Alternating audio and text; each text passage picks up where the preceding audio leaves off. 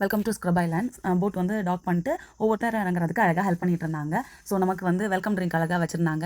என் பையன் அவனோட ட்ரிங்க் எடுத்துகிட்டு செம ஹாப்பி ஆகிட்டான். நாங்களும் ஆளுக்கு 3 பேரும் சேர்ந்து சேஸ் பண்ணிக்கிட்டு குடிக்க ஆரம்பிச்சிட்டோம். அதுக்கப்புறம் வண்டி வரும் ரூம்க்கு எடுத்துகிட்டு போகிறதுக்கு அப்படின்னு சொன்னாங்க. சரின்னு சொல்லிட்டு வெயிட் பண்ணிட்டு இருந்தோம். அதுக்கப்புறம் பக்கி வந்துச்சு.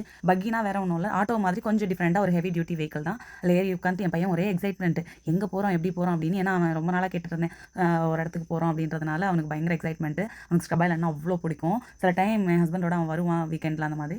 ஸோ நம்ம டாக்லேருந்து ரூமுக்கு வந்து ஒரு 2 மினிட்ஸ் டிரைவ் அந்த மாதிரி இருந்தது. அழகாக கூட்டிகிட்டு போயிட்டு இருந்தாங்க. அந்த ப்ராப்பர்ட்டி சூப்பராக மெயின்டைன் பண்ணி வச்சுருந்தாங்க.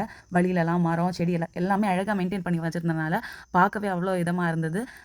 மனசுக்கும் கொஞ்சம் இதமாக இருந்தது. அப்படியே அந்த க்ரீன் இதுக்குள்ளார போகிறது அவ்வளோ அழகாக இருந்தது.